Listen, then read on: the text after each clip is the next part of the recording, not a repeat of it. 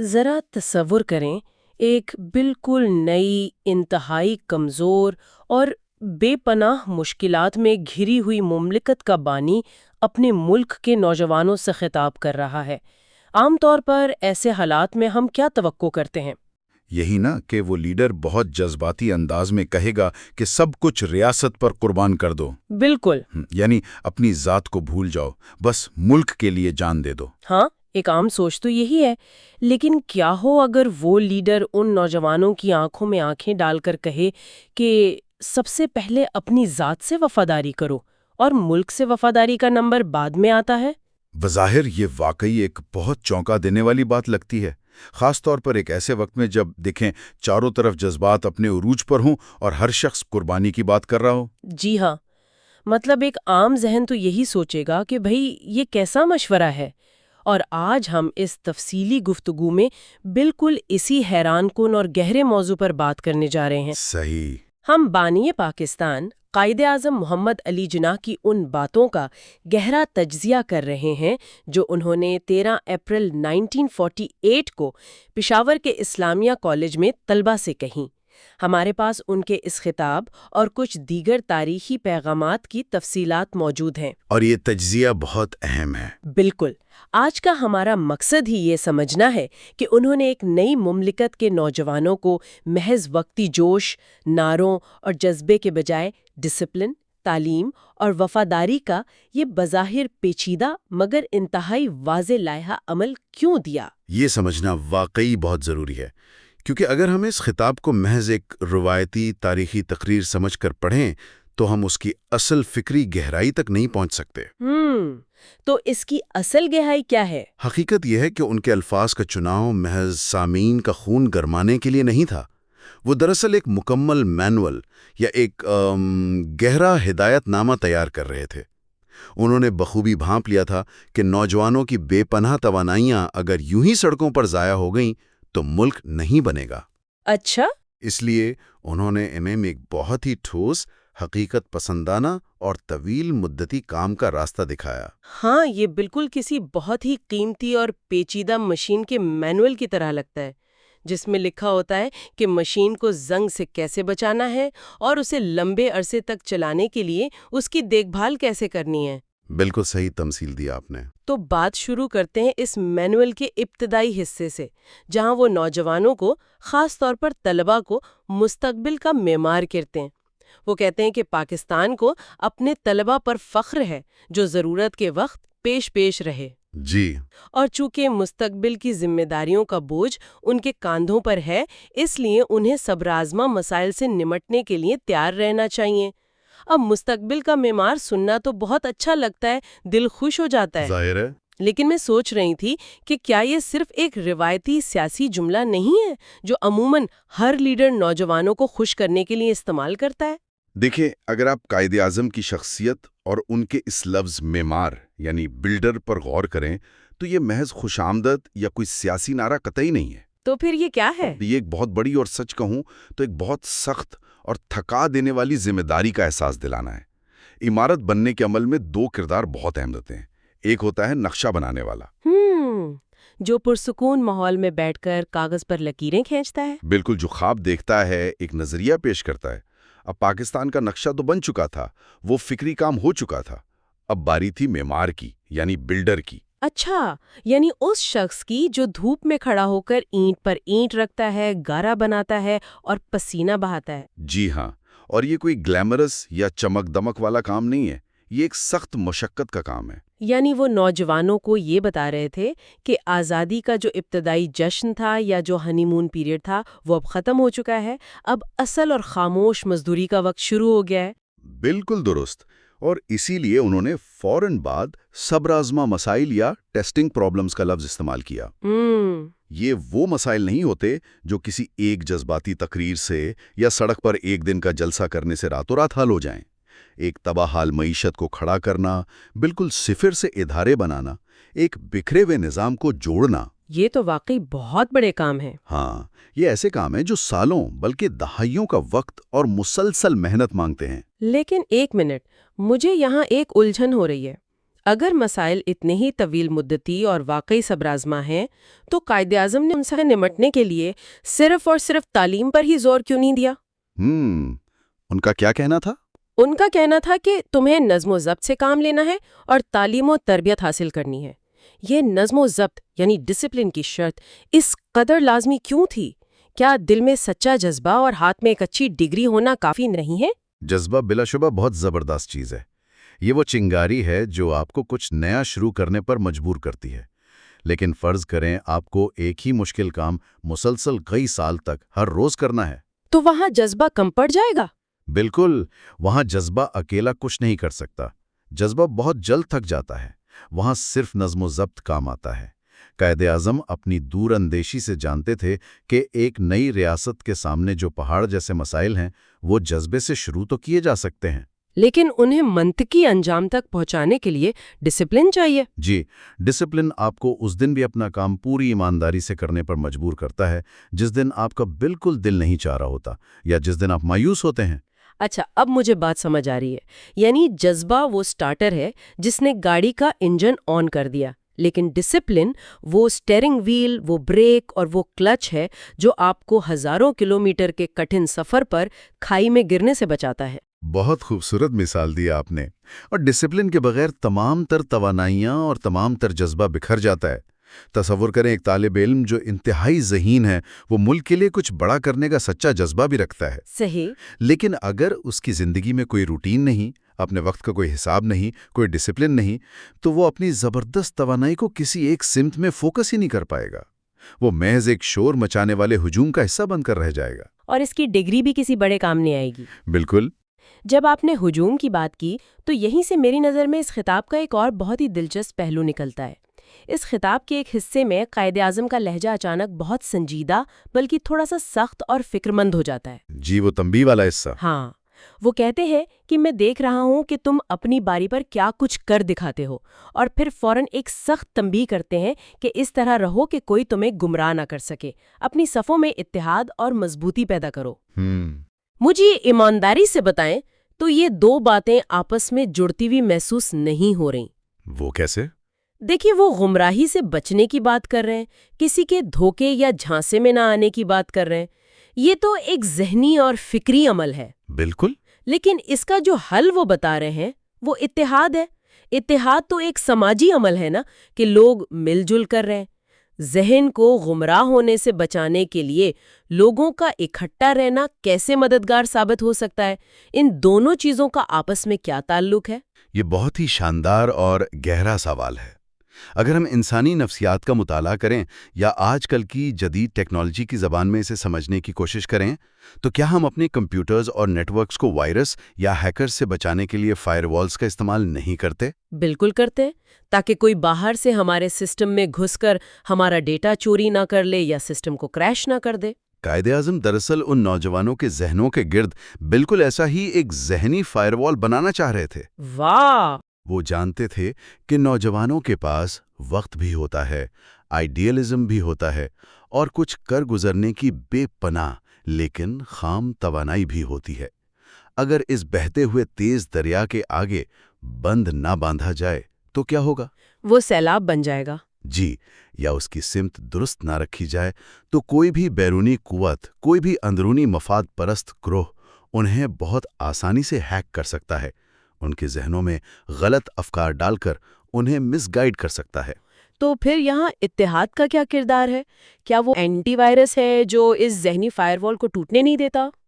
اسی طرح جب ایک انسان اکیلا ہوتا ہے، کٹا ہوا ہوتا ہے، تو وہ شکوک و شبہات، مایوسی یا کسی بھی دل فریب نظریے کا بہت جلدی شکار ہو جاتا ہے۔ ہاں، تنہائی میں انسان جلدی بہک جاتا ہے۔ بالکل، اس کے دماغ میں کوئی بھی غلط بات بٹھانا یا اسے اشتعال دلانا آسان ہوتا ہے، لیکن جب وہ ایک منظم اور متحد صف کا حصہ ہوتا ہے، جب اس کے دائیں بائیں ایسے لوگ ہوتے ہیں جن کی منزل اور مقصد ایک ہی ہو، تو وہ ایک دوسرے کا خیال رکھتے ہیں۔ جی، وہ ایک دوسرے کے لیے چیک اینڈ بیلنس کا کام کرتے ہیں۔ اتحاد کا مطلب محض ہاتھ پکڑ کر کھڑے ہونا یا ایک جیسا لباس پہننا نہیں ہے۔ یہ دراصل وہ اجتماعی شعور ہے جو انفرادی گمراہی کے تمام راستے بند کر دیتا ہے۔ یعنی اگر میں کسی جذباتی نعرے سے متاثر ہو کر کوئی غلط قدم اٹھانے لگوں گی تو میری صف میں کھڑا میرا ساتھی، میرا دوست مجھے فوراً روکے گا، بالکل روکے گا، اور یاد دلائے گا کہ بھئی ہمارا اصل مقصد تو وہ عمارت تعمیر کرنا تھا، تم یہ کدھر جا رہی ہو؟ بالکل یہی بات ہے۔ اور قائد اعظم محض ایک خاموش تماشائی بن کر یہ نہیں دیکھ رہے تھے کہ اچھا جب وقت آئے گا تو دیکھا جائے گا۔ انہوں نے کہا نا کہ میں دیکھ رہا ہوں کہ تم کیا کرتے ہو۔ جی، ان کا یہ کہنا دراصل ایک قسم کی اخلاقی نگرانی تھی، ایک باپ جیسی شفقت اور سختی کا امتزاج تھا۔ وہ ایڈوانس میں وارننگ دے رہے تھے کہ تمہاری توانائیاں ہائی جیک کی جا سکتی ہیں، یہ خطرہ موجود ہے، اس لیے اکیلے مت پڑنا، بکھرنا مت۔ یہ بات اب بالکل منطقی لگ رہی ہے کہ تنہائی یا انتشار انسان کو فکری حملوں کا آسان شکار بنا دیتا ہے۔ لیکن اب ذرا اس مینوئل کے اس اختتامی اور میرے نزدیک سب سے حیران کن حصے پر آتے ہیں، جس نے شروع میں میرے ذہن میں بھی سوالات اٹھائے تھے۔ جی، وفاداریوں والا حصہ۔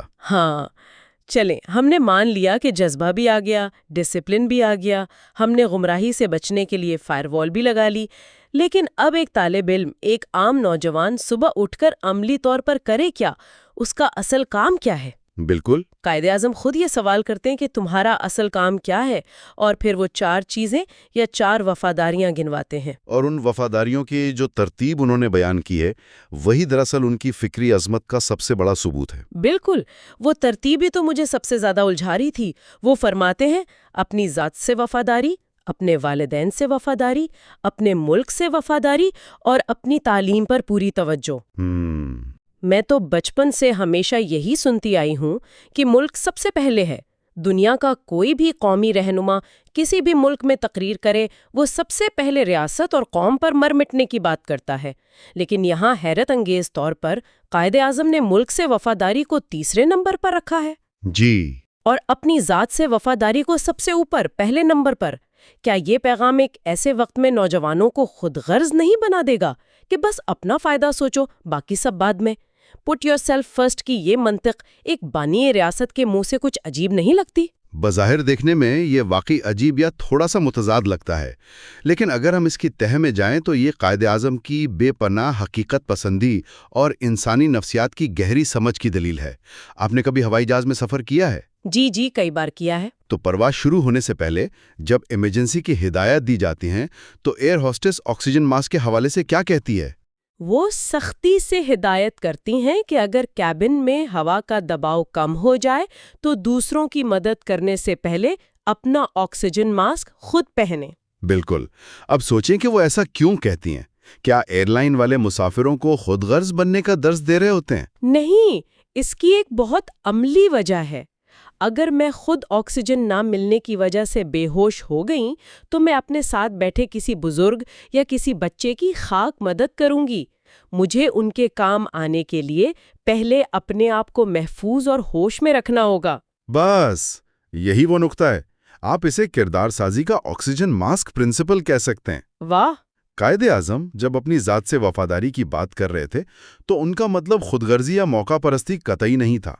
ذات سے وفاداری کا مطلب ہے اپنی صلاحیتوں کے ساتھ انصاف کرنا، اپنے آپ سے سچا ہونا۔ جی، اپنے مقاصد، اپنے وقت اور اپنے اخلاقی اصولوں کے ساتھ 100% سچا ہونا۔ جو انسان خود سے جھوٹ بول رہا ہے، جو اپنی خامیاں چھپا رہا ہے یا جو اپنی محنت چوری کر رہا ہے، وہ دراصل اپنی ذات سے غداری کر رہا ہے۔ کر رہی ہوں یا نقل مار کے امتحان پاس کر رہی ہوں تو میں بظاہر کسی کا نقصان نہیں کر رہی، لیکن میں سب سے پہلے اپنے آپ کو دھوکہ دے رہی ہوں۔ 100%۔ قائد اعظم ایک بہت ہی کڑوا اور سیدھا سچ بیان کر رہے تھے، ایک مسلمہ حقیقت کہ جو شخص اپنے آپ سے ہی مخلص نہیں ہے، جس میں ذاتی سطح پر کوئی دیانتداری نہیں ہے، وہ اپنے والدین یعنی اپنے خاندان کا وفادار کیسے ہو سکتا ہے؟ بالکل نہیں۔ اور جو شخص اپنے خاندان کا، جو کہ دنیا میں اس کا سب سے قریبی رشتہ ہوتا ہے، ان کا وفادار نہیں ہو سکتا، تو وہ اتنی بڑی، اتنی وسیع ریاست یا ملک کا وفادار کیسے ہو سکتا ہے؟ یہ تو ایک پوری کڑی بن گئی، ایک ایسی زنجیر جس کا ہر حلقہ دوسرے پر انحصار کرتا ہے۔ بالکل۔ یعنی پہلی کڑی آپ کی ذاتی اخلاقیات، آپ کی اپنی ذات کی سچائی کی ہے۔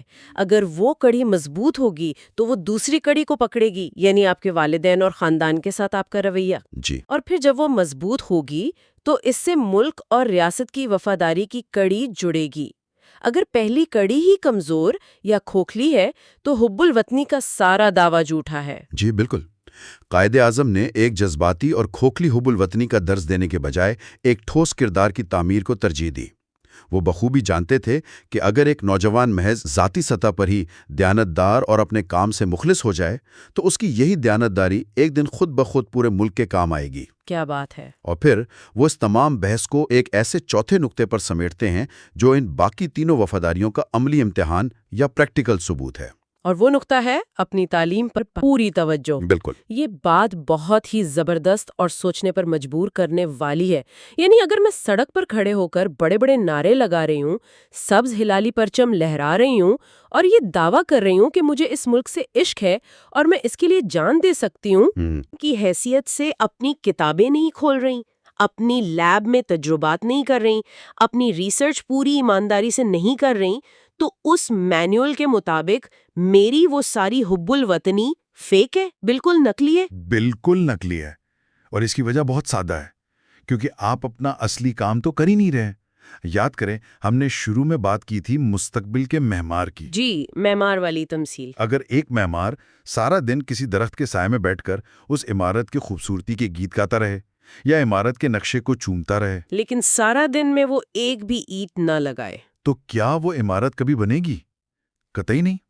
ایک طالب علم کا، ایک نوجوان کا اصل کام اس کی تعلیم اور اس کی سکل پر توجہ دینا ہے۔ یہی وہ اینٹ ہے جو اس نے ہر روز لگانی ہے۔ صحیح۔ یہ چوتھا نقطہ اس پوری بحث کو ایک مکمل دائرے کی شکل میں واپس وہیں لے جاتا ہے جہاں سے بات شروع ہوئی تھی، یعنی محض تعلیم نہیں بلکہ نظم و ضبط کے ساتھ تعلیم۔ یہ کتنا زبردست اور آپس میں گہرائی سے جڑا ہوا خاکہ ہے۔ ہم اکثر تاریخ کی کتابوں میں ان بیانات کو بس سرسری سا پڑھ کر گزر جاتے ہیں۔ بالکل، ہم ان کی گہرائی میں نہیں جاتے۔ لیکن آج کے اس تفصیلی تجزیے کے بعد یہ بات پوری طرح عیاں ہو جاتی ہے کہ قائد اعظم کا یہ بیان کوئی وقتی سیاسی بیان نہیں تھا، اور نہ ہی یہ صرف کاغذ پر لکھے گئے چند خشک الفاظ تھے۔ یہ مکمل طور پر ایک انسان کی کردار سازی کا اور ایک قوم کی تعمیر کا بلو پرنٹ ہے۔ بلا شبہ ایسا ہی ہے۔ اس میں سب سے پہلے ایک بہت کٹھن وقت میں نوجوانوں پر اعتماد اور فخر کا اظہار کیا گیا ہے۔ پھر انہیں مستقبل کے خواب دکھانے کے بجائے انہیں ان کی ٹھوس اور تھکا دینے والی ذمہ داریوں کا احساس دلایا گیا ہے۔ انہیں جذباتی نعروں کے بجائے ڈسپلن اور مسلسل محنت کا ہتھیار تھمایا گیا ہے۔ اس کے بعد نہایت حکمت کے ساتھ انہیں متنبع کیا گیا ہے کہ اس طویل سفر میں ان کے ذہنوں کو ہیک کرنے، انہیں گمراہ کرنے کی کوششیں ہوں گی، اس لیے فائر وال کے طور پر متحد رہنا۔ بالکل درست۔ اور آخر میں وفاداریوں کا ایک ایسا انتہائی منطقی اور حیرت انگیز خاکہ پیش کیا گیا ہے جس کی بنیاد انسان کی اپنی ذات کی سچائی پر رکھی گئی ہے۔ اور یہی وہ چیز ہے جو ایک عظیم رہنما کو ایک عام سیاستدان سے ممتاز کرتی ہے۔ وہ صرف اس دن کا سورج غروب ہونے کا نہیں سوچ رہے تھے، وہ آنے والی نسلوں کی ذہن سازی کر رہے تھے۔ جی، انہوں نے جس سادگی لیکن جس جامع انداز میں انفرادی کردار اور ذاتی ایمانداری کو قومی ترقی کے ساتھ جوڑا ہے، اس کی مثال ملنا واقعی مشکل ہے۔ انہوں نے یہ واضح کر دیا کہ ریاست کی مضبوطی محض ریاست کے گن گانے میں نہیں ہے، بلکہ اپنی انفرادی ذمہ داریوں کو پوری ایمانداری اور مہارت سے نبھانے میں پوشیدہ ہے۔ بالکل۔ اور آج کے اس تجزیے کے بعد مجھے ذاتی طور پر یہ محسوس ہو رہا ہے کہ یہ الفاظ محض 1948 کے طلبہ کے لیے نہیں تھے، بلکہ یہ وقت کی قید سے آزاد ہیں اور آج اس لمحے بھی سیدھا ہم سے مخاطب ہیں۔ یقیناً اس گفتگو کے اختتام پر ہم اس سوچ کو یہیں ایک لمحے کے لیے روکتے ہیں اور اپنے سننے والوں کے لیے ان تاریخی ذرائع کی روشنی میں ایک انتہائی اہم اور گہرا سوال چھوڑے جاتے ہیں۔ وہ کیا؟ قائد اعظم نے 1948 میں نوجوانوں کو جو معمار قرار دیا اور اپنی ذات سے وفاداری کا جو آکسیجن ماسک پہننے کا سب سے پہلا سبق دیا، ذرا اس پر ٹھنڈے دل سے غور کیجیے۔ آج کے اس جدید دور میں جب ہم سب کے کاندھوں پر، چاہے ہم طالب علم ہوں، پروفیشنل ہوں یا کوئی کاروبار کر رہے ہوں، اپنے اپنے حصے کی ذمہ داریوں کا بوجھ ہے۔ بالکل ہے۔ تو کیا ہم نے کبھی یہ سوچا ہے کہ اپنے روزمرہ کے کام، اپنی پڑھائی یا اپنے پیشے پر پوری دیانتدارانہ اور سچی توجہ دینا ہی دراصل اپنی ذات اور اپنے ملک دونوں سے بے وقت وفاداری نبھانے کا سب سے طاقتور اور خاموش طریقہ ہے؟ بہت گہری بات ہے۔ یہ ایک ایسا سوال ہے جو ہر اس معمار کو خود سے لازماً پوچھنا چاہیے جس کے ہاتھ میں اس وقت کوئی بھی اینٹ موجود ہے۔ یہ تھی آج کی دی ڈیپ ڈائیو۔ بہت جلد ایک نئے اور دلچسپ موضوع کے ساتھ دوبارہ ملیں گے۔